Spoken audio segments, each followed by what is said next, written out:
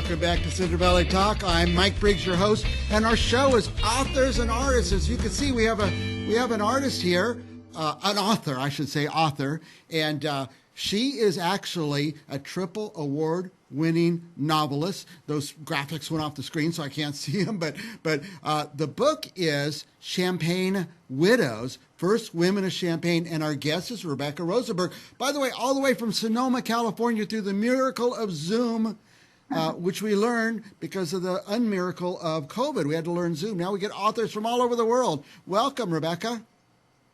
Thank you so much for having me. Actually, Champagne Widows just won the National Historical Novel Society Editor's Choice. So that will be another award for the wall that does nothing, but it's fun to get anyway. So the story of Champagne Widows is actually about the first woman who invented champagne, and that is Veuve Clicquot. If you've ever seen this beautiful orange label. And she was actually just 20 years old when she started that in 1800. And that is a time that I'm going to tell you about where women were not even allowed to own businesses. So I'd like to show you some pictures. Is that okay, Mike? Now, this is a novel, but is all this true? It is. Okay. It is all true. Yes. So we call this genre of novels biographical historical novels. So it's about real women who lived in the past. And that's what I specialize in, because there are a lot of stories that we don't know out there, and they're fascinating. So this one, being the first woman who created champagne, is really a fabulous one. Would you like to see some shots? Yes, we practice these shots again through the miracle of Zoom. There we go. Does everyone see them? Not yet. They'll come in a minute. Okay. Oh, there we go. Oh, how beautiful. Okay, so this is the book, Champagne Widows. And actually, the champagne that is right next to it, you'll see this beautiful label. This is the label that I use for the cover. And it's because this breathless sparkling, which is made here in California, uses this method champenois, if you can see that right at the top. And that means that they use the champagne method. So this is as close as you can get to drinking champagne here in California. So we're going to tell the story of Veuve Clicquot. And Veuve means widow. So it meant the widow Clicquot. And I'll tell you the whole story, but this is how she started at 20 years old. And she's in the vineyards, and she realizes that she has a curse. And the curse is that her nose is extremely sensitive. And that curse is called le nez. So she has the curse of le nez, with an extremely sensitive nose. But what it means is that she can smell the beautiful differences in the grapes and thus make wonderful champagne. But there's a big problem with that.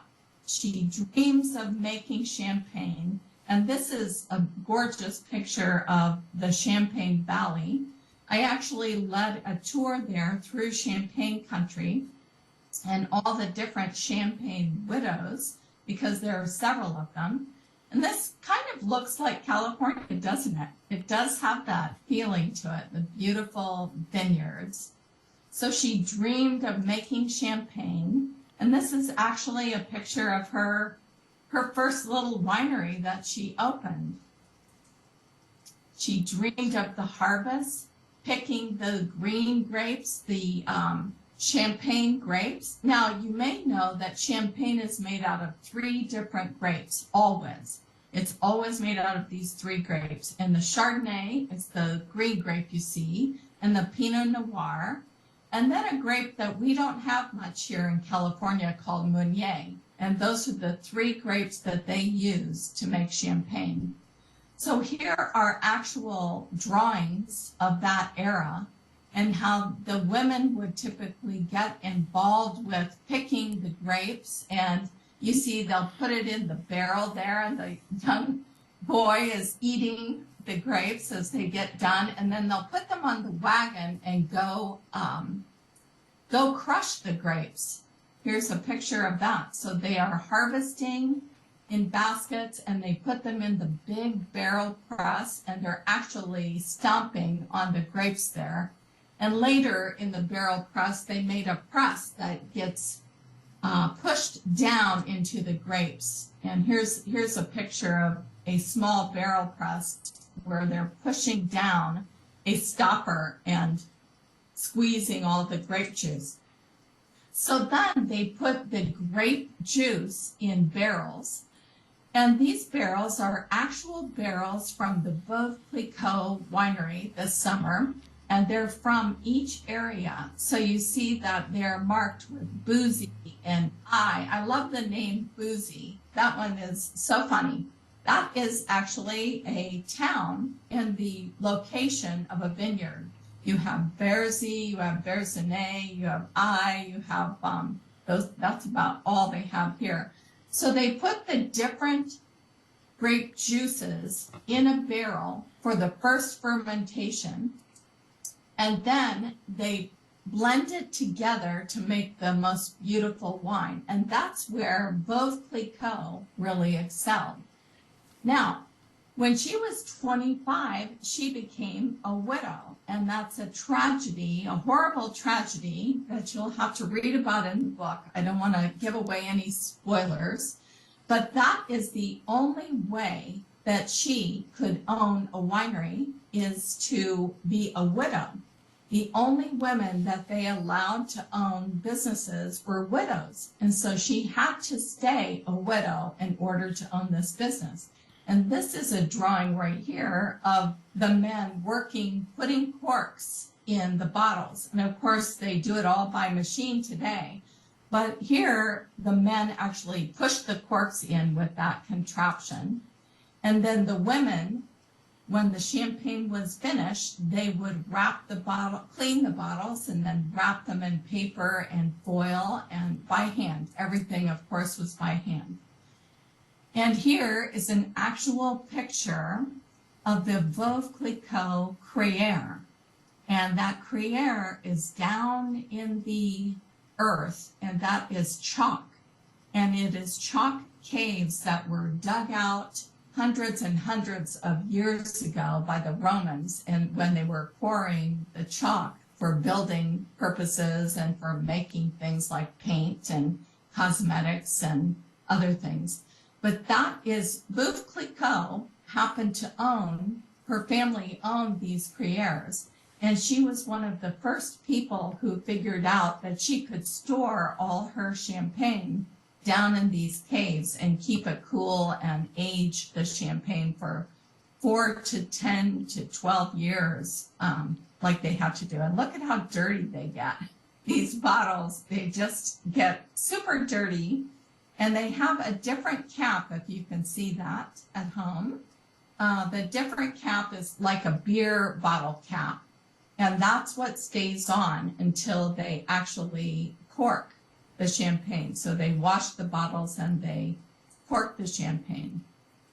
So Veuve Clicquot's big problem with making champagne was this guy, who is Napoleon Bonaparte, of course. And the problem was Napoleon was waging 15 years of war on all the European countries because he wanted to control all of Europe. And to do that, he forbid anyone to ship champagne outside of France because he knew that everyone loved champagne, so he was going to keep it all so that he could win these wars, and that would be, you know, like a punishment. Now, this is a very grainy illustration, old illustration of Napoleon in the champagne Crieres. And so Napoleon really loved champagne, and he was very aware that champagne was like a secret weapon for him. So that's where you'll see, hey, that Veuve Clicquot basically battles Napoleon to get her champagne out of France. And she actually does many risky moves and things against the law to sell her champagne outside of France. So who is this guy? He's a scary looking guy, and he is an actual character in the book who historians have said is real. And if you look him up, he's called the Red Man. You could look up Red Man and Napoleon, and you'll see that journalists of the day always talked about the Red Man and all the advice he was giving Napoleon.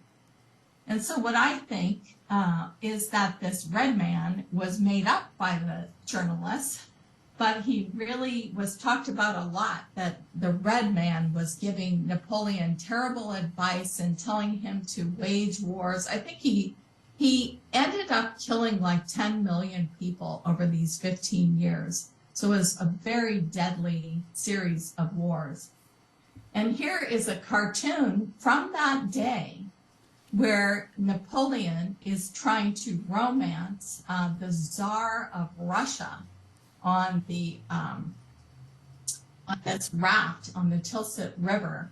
And so you see that Napoleon would try to bully every ruler of every country in order for him to win and become the emperor of all of Europe. So what you learn in this book, Champagne Widows, is how Napoleon did that. And I use it sparingly because the real fun story is how Veuve Clicquot fights him and makes her winery and learns how to make champagne and all of that. But still, we sprinkle in the history of Napoleon trying to take over Europe. And who was Napoleon's great love of his life but Josephine? And Josephine Bonaparte was just his idol, actually, and he worshipped her. But you can tell how much he wanted to rule Europe because he gave her up. He divorced her in order to marry a girl from Austria, the Queen of Austria, who he'd never even met, so that he could have an heir with Austria. So that was sad, and that's part of the story. So this is the triumphant Veuve Clicquot at the end of her journey. And I just want to note that you may have seen these wine racks at wineries. And this is the very famous process that Veuve Clicquot invented in order to get all the dead yeast out of champagne. Because when they go through this 2 fermentations, the yeast dies and it's very ugly and tastes terrible. And she figured out if we turned the bottles upside down, that we could open that up and get rid of that dead yeast before putting in the cork. So this is what she is famous for. It's still used today to get rid of that yeast. Of course, the ones that I've seen here in California are big machines that do it, but here it was done by hand. And actually, a person would turn that bottle a little bit every day for months, for a year, really. So this is Veuve Clicquot. And here is an old ad for Veuve Clicquot and all the different sizes of bottles. Now, number 1, see the number 1 bottle, that is a normal size bottle. And see how big they get. And those are featured in the book. And this is a favorite scene from the book where all the champagne glasses in a big tower are filled. And I like to do this on the holidays. It's actually really easy. You just pile up those glasses. That shape of glass is called a coupe. So you just pile them up and pour champagne from the top, and it's a lot of fun. So that, my dears, was the story, very quickly told, of Champagne Widows, the story of Veuve Clicquot, the first woman of Champagne. Well, that has a lot of intrigue and interest, and all those things happened with Napoleon trying to take over the Champagne. And yes. not only did he want to control the world, but he also wanted to control the champagne and the comings and goings. Now, I have such a tall book list that I've got to get to, but because of your presentation, I'm going to get to this one very soon. I generally do not read fiction, but I just finished another book of, did we lose her altogether? Well, just come just to me, and I'll close this up. I did just finish another book of historical fiction called The Alice Network, also set in France, and it was just absolutely fascinating. But our guest today was Rebecca Rosenberg. Her book is a triple gold award-winning. Well, she's a triple gold award-winning novelist, but her book is Champagne Widows, First Woman of Champagne, and it's fascinating. It really happened in France, and of course, it's a novel, so she gets to add some things that really capture the times. But we're going to have Rebecca back again and again and hear more and more about this book. Thank you for watching Cinder Valley Talk. This show is Artists and Authors. I'm Mike Briggs.